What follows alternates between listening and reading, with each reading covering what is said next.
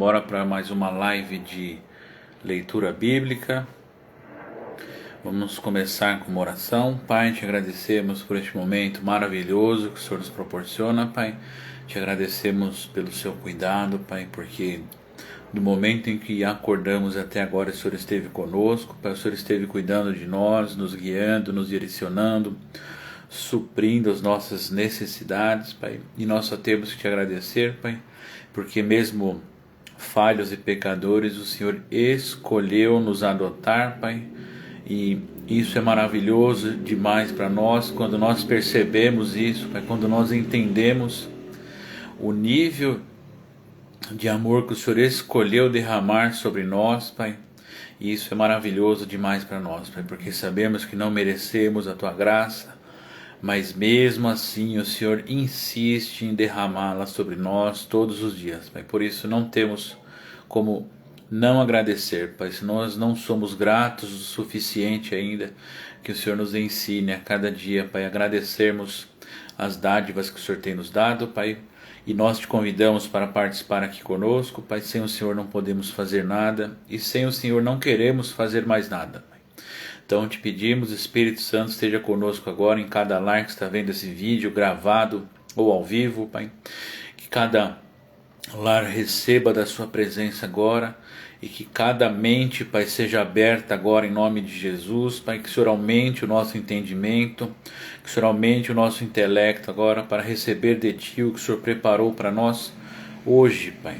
E que nós venhamos cada vez mais perseverar na leitura da Tua Palavra, que nós venhamos te conhecer cada vez mais, Pai, a cada dia que abrirmos a Tua Palavra, que nós venhamos a conhecer um pouquinho mais de Ti, Pai. Em nome de Jesus, Pai, essa é a nossa oração e nós te agradecemos em nome de Jesus. Amém. Então, galera, a gente terminou semana passada em 2 Crônicas 18. Estava contando a história da vida do rei Josafá. É um rei que fez uma reforma na estrutura religiosa de Judá na época. Entre tantos problemas e tantas adversidades, ele é um dos reis que foi detalhado aqui na Bíblia, que ele escolheu fazer uma mudança. Então, nós vamos continuar a partir daí. Nós vamos agora para o capítulo 19, né? Nos versículos 1 a 3 vai continuar o tema do capítulo 18, que é onde está o verdadeiro profeta, né? E no capítulo 19, dos versículos 4 a 11, vai contar sobre o rei Josafá e a verdadeira justiça, né? Parte da reforma que ele estava fazendo envolvia atos de justiça, onde o rei escolheu aplicar tudo que havia sido deixado no livro da lei. No capítulo 20, versículos 1 a 37 e também capítulo 21, no versículo 1, vai contar sobre Javé concedendo a vitória a seus protegidos. Então, o reino estava dilacerado, muitos problemas econômicos e estrangeiros, muitas guerras, muitas derrotas, porém, através da obediência, não é que a obediência de Josafá levou o povo de Judá a vencer, mas Deus os levou a vencer, porque nós sabemos que Deus é o único que sonda o nosso coração. Portanto, ele sondou o coração do rei Josafá, ele viu verdade, ele viu sinceridade. Então, Deus concedeu a vitória, mesmo com o exército com problemas, mesmo com uma situação financeira problemática. Eles conseguiram conquistar algumas vitórias em nome de Deus, né? E aí no capítulo 21, versículo 2 até o 20, vai falar da infidelidade da casa de Davi. Casa de Davi não é só uma série que está tendo no Amazon Prime, mas foi uma dinastia que foi consagrada por Deus como reis de Israel. Foi uma linhagem, agora não vou lembrar com detalhes, mas eu vou deixar anotado aqui. No próximo domingo eu vou trazer para vocês quantos anos durou essa dinastia, né? Porque foi a mesma família reinando durante bastante tempo até a queda, né? Até o exílio. Foi a família de Davi, que reinou em Judá, e também há uma promessa que há um herdeiro de Davi que reinará para sempre. Então eu vou trazer apenas o número humano aqui, de quanto tempo durou a dinastia da família de Davi na terra, e aí vai contar um pouquinho aqui da infidelidade da família de Davi. Também acontecia, né, infidelidade por parte da família de Davi. E no capítulo 21 ainda vai falar do governo desastroso de Jorão, né? Foi filho de Josafá, e essa história vai estar na sequência aqui, desculpa. Capítulo 22, versículos 1 a 9, né? O capítulo 22 da entrada aí no governo desastroso de Jorão. Se está falando aqui na Bíblia que é desastroso, então foi desastroso mesmo. Nos versículos 1 a 9 vai falar da aliança infeliz de Ocosias, né? Por que foi desastroso? Porque a família do rei de Judá se uniu em casamento com a família do rei de Israel. Nesse período era Acabe. Então daí começou uma grande decaída no governo de Judá também, né? Aqui a gente está relendo uma história que já foi contada, né? Mas a visão dos livros de 1ª e 2ª Crônicas é mais uma visão sacerdotal, né? Então é uma repetição da história com alguns detalhes a mais. Capítulo 22, versículos 10 e 12 vai falar da usurpação de Atalia. Atalia era mãe de Ocosias, ela era irmã, não vou dar certeza aqui, mas pelo que eu estou me lembrando, eu acho que ela era irmã de Acabe, e ela usurpou o trono de Judá. Então o filho dela morreu, que era o rei, ela assumiu o trono, né? E essa história ela continua no capítulo 23, versículos 1 a 21. No capítulo 24, versículos 1 a 16, vai falar da fidelidade ao sumo sacerdote, porque Atalia, quando ela usurpa o trono, ela assassina todos os herdeiros masculinos do seu filho, exceto um que é escondido dentro do templo, né? Então, por isso que vai contar essa história aqui da fidelidade ao sumo sacerdote, porque o sumo sacerdote protegeu, e a gente vai ver agora, mais para frente, que rei foi esse que ele protegeu, né? Ainda no capítulo 24, versículos 17 até o 27, vai contar da infidelidade de Joás. Por quê? Joás, boa noite Rose, tudo bem? Joás foi o rei que o sacerdote Joiada escondeu dentro do templo, cuidou dele, ensinou e treinou ele para ser rei. Quando surgiu o tempo certo, quando a oportunidade surgiu, eles removeram Atalia do governo e Joás assumiu. Só que, infelizmente, mesmo tendo todo esse exemplo de liderança, Joás só foi fiel ao sacerdote Joiadas enquanto ele foi vivo. Depois que o sacerdote Joiadas morreu com 130 anos, é um dos poucos sacerdotes aqui que fala de quantos anos ele tinha quando morreu. Isso demonstra a importância dele, né? E após a morte do sacerdote, do sumo sacerdote, fala Felipe, beleza? Após a morte do sumo sacerdote Joiadas, o rei Joás, ele abandonou a obediência. Então, como eu tinha falado, a inconstância, né, a inconsistência, a turbulência que havia no reino de Israel, no reino do norte, passou a atacar também o reino do sul. Então, foi muita turbulência também. Agora a gente vai para o capítulo 25, versículos 1 a 28. Vai falar do filho de Joás, que é Amazias, e aqui fala que Deus é que dá força ao rei, como tinha acabado de falar. Josafá, ele herdou um reino com problemas e conseguiu algumas vitórias militares. E aí, aqui com o seu neto, agora deve ser o Wellington, a Jéssica, o Murilo, o Marcos, o gato e o cachorro que entrou. Boa noite para vocês também, né? E aí, continuando aqui, o neto de Josafá, Amazias, ele também buscou a força para batalhas e conquistas militares com Deus. Então ele mostrou aquele que fez questão que ficasse registrado que quem dá força ao rei é Deus. Agora a gente vai para o capítulo 26, versículos 1 a 23, vai falar da manipulação religiosa de Osias. Obrigado, meu cabelo está mais bonito assim porque é o Felipe que está fazendo meu cabelo. Então, nos comentários do vídeo de hoje eu vou deixar o Instagram do Felipe. O Felipe é um ótimo cabeleireiro, um irmão que Deus colocou no nosso meio aqui para que a gente pudesse se alegrar junto. E além de um bom músico, é um ótimo cabeleireiro. Então fica a dica, 2 meses lá meu cabelo já está quase igual ao da Laísa. Então no capítulo 26, versículos 1 a 13, vai falar da manipulação religiosa de Osias. Os reis dessa época começaram a exercer manipulação religiosa como meio de controlar a população. Então está registrado aqui, é algo que nós temos que prestar atenção. Não é algo que só acontece no nosso tempo hoje, acontece desde essa época. Capítulo 27, versículos 1 a 9, vai falar da corrupção religiosa de Joatão. Então você vê que uma sequência de reis de Judá aqui com problemas religiosos, né?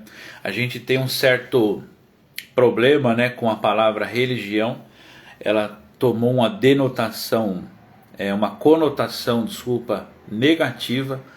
Porém, religião nada mais é do que religar. Então o significado da palavra religião é religar. Então a nossa religião é estarmos religados com Deus. Isso não deve ser motivo de vergonha anunciar isso, tampouco deve ser motivo de discussão. Porém existe um ditado popular que nos atrapalha muito, que diz que futebol, religião e política não se discute. Esse é um dos nossos problemas hoje, né? Na verdade, esses assuntos se discutem sim. Porém, eu ter uma opinião diferente, ou torcer para um time diferente, né? Ou ter uma religião diferente, porque a sua religião te religa com o seu Deus. E não cabe a nós aqui falar qual Deus é o certo, qual Deus é o errado. Porém, nós não temos que ter vergonha de anunciar que a nossa religião, que a minha religião é o cristianismo, porque isso me religa com o Deus do cristianismo, que é o Deus dos deuses, entendeu? Então, apesar de ocorrerem divergências, isso não é motivo para que não discutamos esses assuntos. Então, que no seu dia, né, que na sua vida corriqueira você aprenda a discutir esses assuntos com as pessoas e aprender a ouvir opiniões divergentes da sua, porque não tem problema nenhum algum amigo seu, um irmão seu ou um parente seu ter alguma divergência de opinião, né? Deus nos fez diferentes mesmo. Então a gente tem que saber discutir esses assuntos. Capítulo 28, versículos 1 a 27, traições religiosas de Acaz. E esse foi o rei que fechou o templo. Ele interrompeu o culto, interrompeu os sacrifícios. Deus havia falado lá no tabernáculo com Moisés que o fogo não deveria se apagar dentro do tabernáculo e consequentemente dentro do templo. Porém, a corrupção atingiu um nível tamanho que o rei Acaz, ele fechou o templo. Então, a partir daí, não havia mais celebração religiosa nenhuma em Judá. Então, e aqueles que vinham de Israel para cultuar dentro do templo, perdiam a viagem, não havia mais celebração religiosa nenhuma. E eu não anotei aqui quanto tempo isso ficou, mas ficou por um período até o próximo rei, que é o rei Ezequias, e vai contar da reforma religiosa que ele fez no capítulo 29, versículos 1 a 36, né? E essa foi uma era de grandes reformas religiosas. Então, esse é um conceito também que a gente não conversa muito sobre a reforma, né? Conhece-se a reforma protestante, porém não se conversa muito. E para que haja uma reforma, a situação tem que estar tenebrosa. Então, dado a turbulência do governo de Judá nessa época, problemas econômicos, políticos e religiosos, a degradação foi tanta que exigiu uma reforma. Então, para que seja necessária uma reforma, tem que ocorrer uma degradação muito grande. E a gente vai ler essa história no capítulo 29 inteirinho. Vai começar uma era de grandes reformas religiosas. Capítulo 30, versículos 1 a 27, vai falar da Páscoa, né? A memória da libertação e da fraternidade. Ezequias foi um rei que fez questão de reinstituir o ritual da Páscoa, né? Ele não deixou apenas, não foi uma reforma da boca para fora, ele fez mesmo, ele doou ofertas do seu bolso, ele doou animais para serem sacrificados e comidos com a população do seu próprio estoque. Ele fez isso, então ele não poupou recursos para isso. Capítulo 31 vai falar dos versículos 1 a 21, vai falar da partilha. O sinal da fraternidade é justamente isso que eu estava falando aqui. O rei fez questão de que todos pudessem celebrar essa Páscoa, tendo condições ou não. Então ele foi bem generoso. No capítulo 32, versículos 1 a 23, a gente tem uma resposta de Deus aqui. Deus salva o seu povo, então, pelo ato de se dobrar diante de Deus e pelo ato de doar tudo o que foi necessário para que a Páscoa fosse celebrada como nação. Não era uma coisa para a elite apenas. Ele fez questão de que todo mundo que estivesse nos arredores, inclusive ele chamou as pessoas para participar dessa Páscoa. E aí Deus responde, né? E aí no versículo 24 a 33 do capítulo 32 vai falar que dificilmente um rei é justo, né? Por quê? Porque mesmo acertando, às vezes o rei errava, né? E aqui vai relatar um dos erros que Ezequias cometeu. Isso aqui está registrado na Bíblia para que nós vejamos que são pessoas comuns, algumas com feitos milagrosos, com feitos que nos deixam literalmente de boca aberta, né? Porém, homens como eu e você que estão me ouvindo aqui, passíveis de erro, então são pessoas normais que estão aqui registradas neste livro, porém pessoas capazes de atos milagrosos. Os atos milagrosos não são delas, na verdade é Deus, são sinais que estão seguindo essas pessoas porque elas buscam ser fiéis a Deus. Então os sinais seguirão aqueles que estão com o coração quebrantado diante de Deus, que estão dispostos a se dobrar diante da soberania de Deus. Então essas pessoas não fazem atos milagrosos, quem faz isso na nossa vida é Deus. E cometemos erros também, isso aqui está registrado aqui no capítulo 33, versículos 1 a 20, vai falar do pecado e do arrependimento de Manassés. Manassés foi um dos reis mais ruins que teve em Judá, porém ele se arrepende. Então isso aqui está registrado também, que mesmo errando nós temos a possibilidade de nos arrepender. Então não se prenda ao seu erro e se arrependa verdadeiramente, porque o único que pode nos salvar é Deus, e Ele faz questão de se revelar a nós. No capítulo 33 ainda, versículos 21 a 25, vai falar de Amon, que era filho de Manassés, né?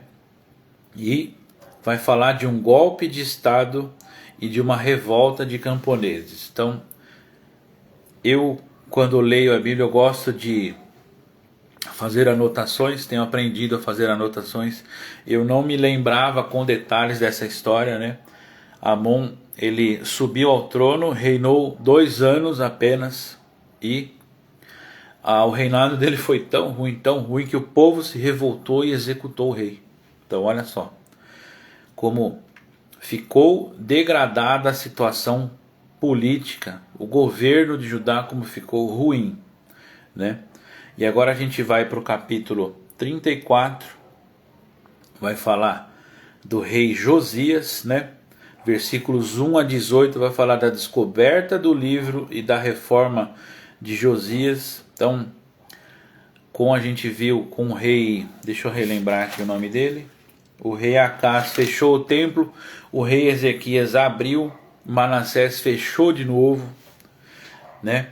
Na época de Amon também estava fechado, então sobe ao trono o rei Josias.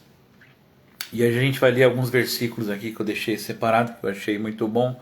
Capítulo 34 de 2 Crônicas, versículo 1. Josias tinha 8 anos quando subiu ao trono e reinou 31 anos em Jerusalém. Então olha só, não estou aqui, minha anotação não é só porque o rei era novo, mas os primeiros reis de Israel, eles subiam ao trono aos 40 anos. Então necessitava um período de amadurecimento para que o rei estivesse apto e pronto a reinar. E aqui, devido às extremas dificuldades que foram surgindo, alguns reis assassinados, outros morrendo muito novo, né, muito novos.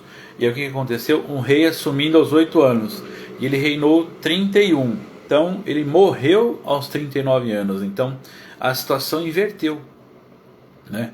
Antes os reis assumiam aos 40 e aqui os reis estavam morrendo aos 40. Então olha só a degradação a que ponto chegou. A gente vai ler também o versículo 4, né?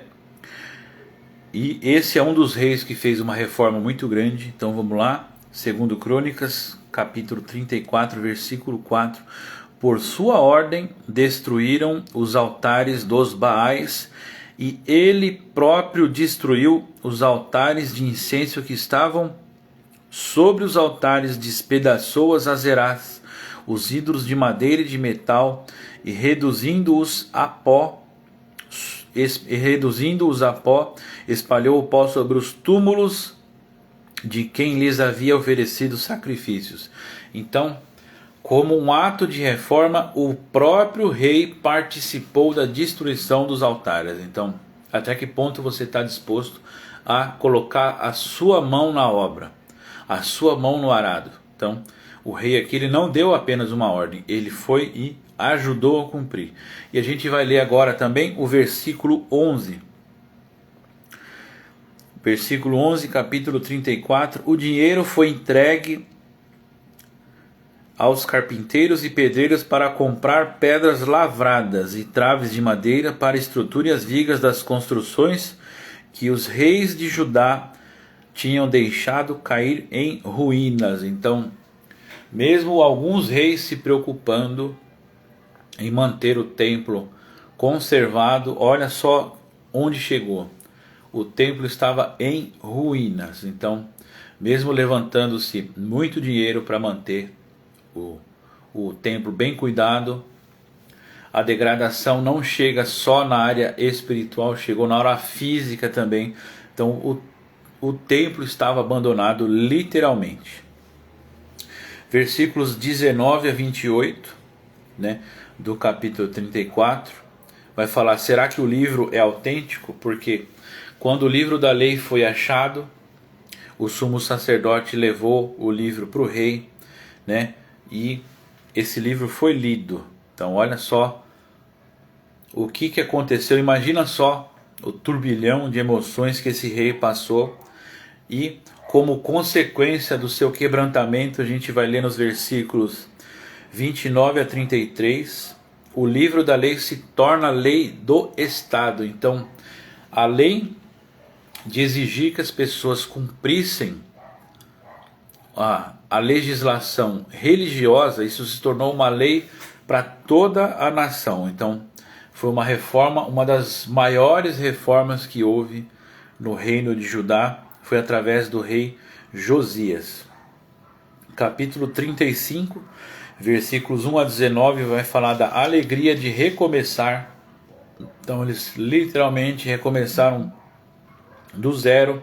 E como eu havia falado alguns capítulos atrás, versículo 20 a 27 vai falar do erro e a morte de Josias. Assim como Ezequias buscou acertar, ele também errou, e assim o rei Josias também errou, e vai relatar essa história nos versículos 20 a 27 do capítulo 35. Agora a gente vai para o capítulo 36.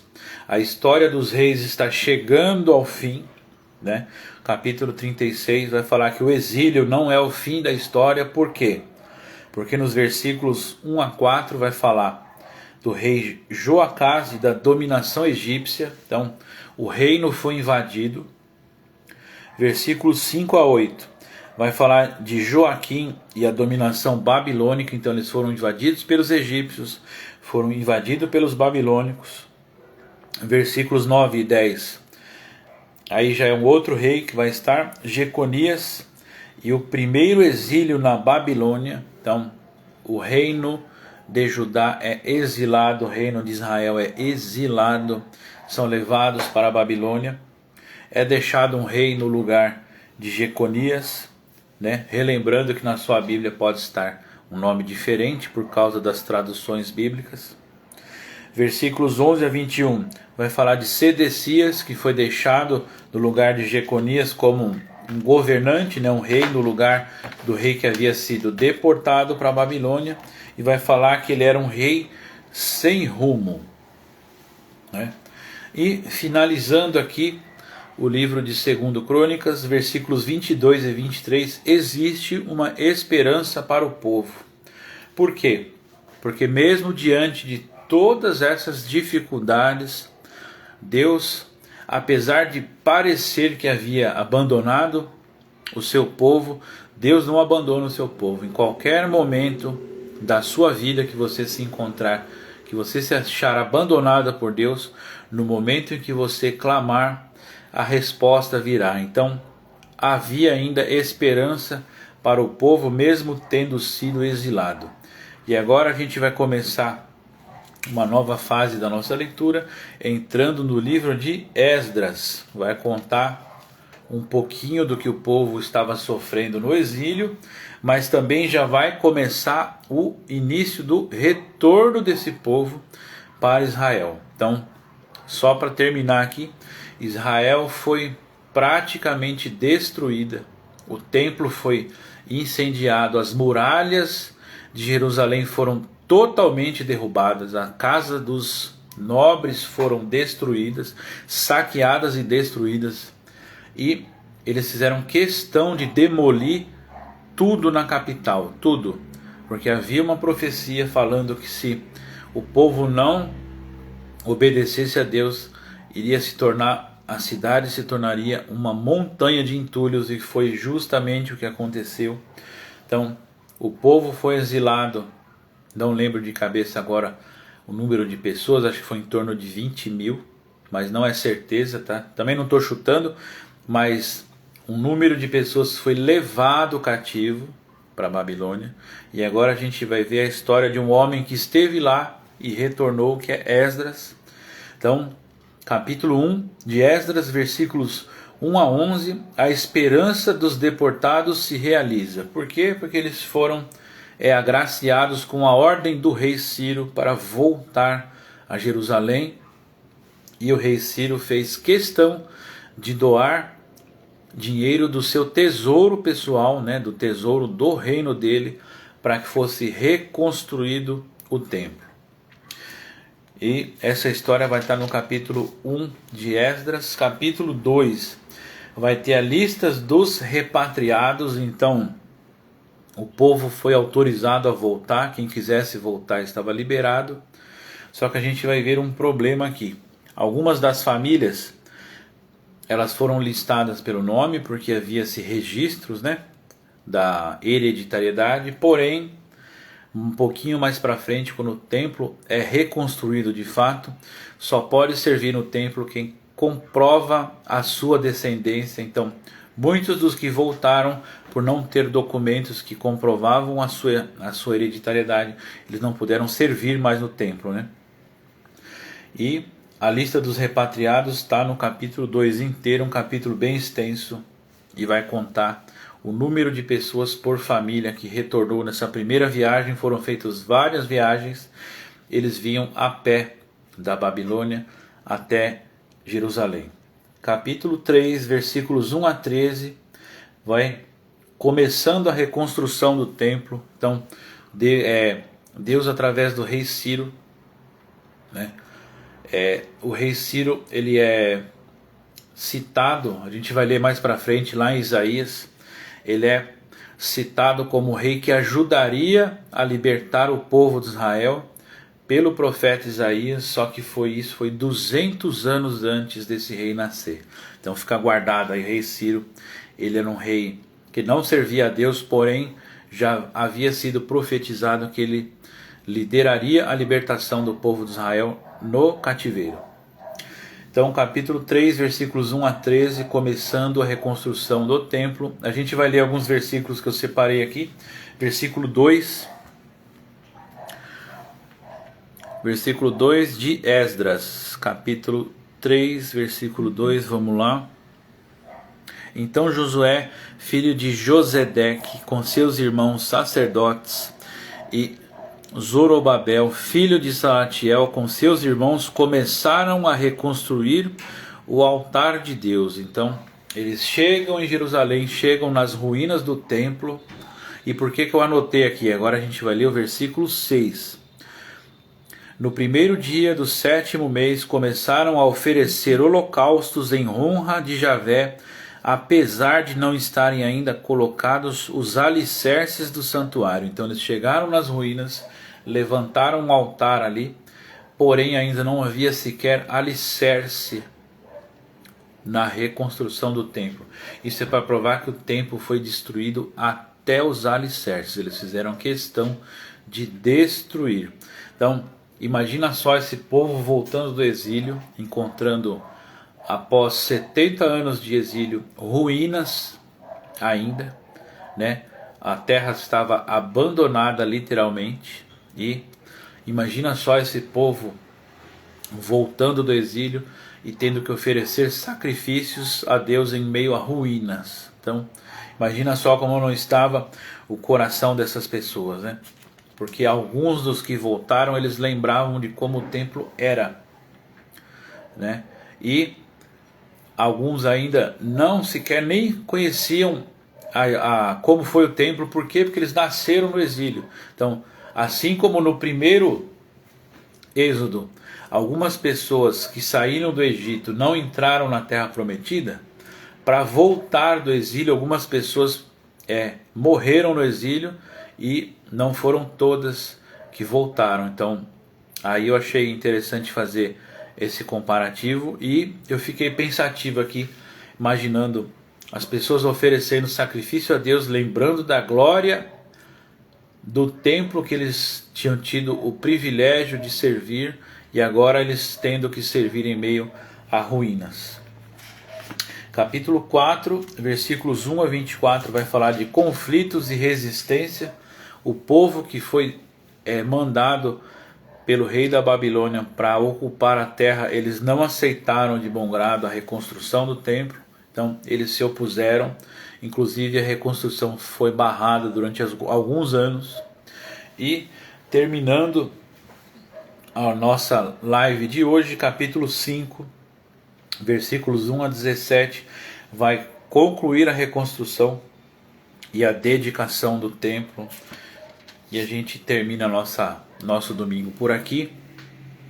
Tenho certeza que essa leitura tem sido tão boa para vocês como está sendo para mim. Tenho sido transformado pela palavra. Hoje nós tivemos um momento maravilhoso na nossa comunidade. Eu sempre deixo o Instagram da Comunidade Cristã Boas Novas aqui nos comentários. Se você é de fora, viu esse vídeo, está ouvindo a gente comentar aqui e quiser conhecer algum dia, fica à vontade. Lá tem nosso endereço, a nossa agenda. Fique à vontade para comparecer, porque hoje tivemos um momento especial que Deus preparou para nós, assim como Ele tem preparado todo domingo aqui, nesse momento de leitura juntos. Deus tem nos proporcionado esses momentos maravilhosos e a gente encerra assim hoje com essa esperança de poder continuar, com esse desejo de querer perseverar e conhecer mais um pouquinho de Deus. Por isso, Pai, te agradecemos por este momento que o Senhor nos proporcionou, Pai.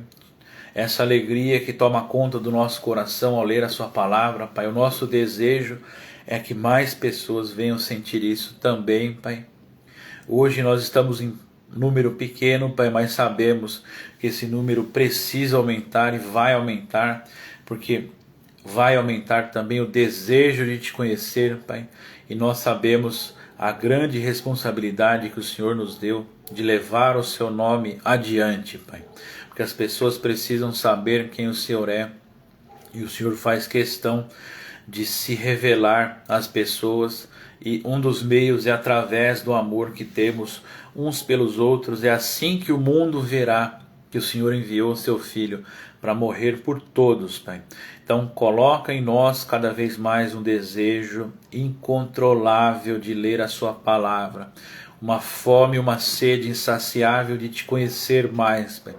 E que esse desejo venha tomar conta das nossas vidas e que possamos prosseguir te conhecendo, porque te conhecer vai ser a eternidade, Pai. A eternidade será te conhecer.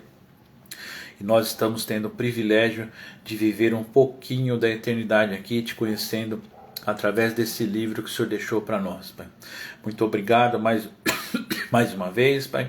Que o Senhor abençoe cada pessoa, que o Senhor abençoe cada lar que recebeu essa mensagem e que essa mensagem seja enviada, Pai, pelo algoritmo do Instagram ao maior número de pessoas, Pai, que o Senhor as conecte com o Senhor através da leitura da sua palavra, que as pessoas, ao se depararem com esse vídeo, Pai, possam ser tocadas por Ti e terem o desejo de conhecer quem o Senhor é, Pai. Por isso, louvamos, engrandecemos o Teu nome, Te honramos, Pai, porque o Senhor é um Pai maravilhoso e não temos outro Deus a quem recorrer, não temos um Pai maior que o Senhor, não temos um Pai mais amoroso que o Senhor, e todas as palavras que proferimos aqui, Pai, elas não são suficientes para descrever o seu grande amor por nós e descrever quem o Senhor é, Pai. Por isso, honramos e louvamos o Teu nome, Pai, em nome de Jesus. Amém. Boa noite, galera. Fiquem com Deus e até o próximo domingo.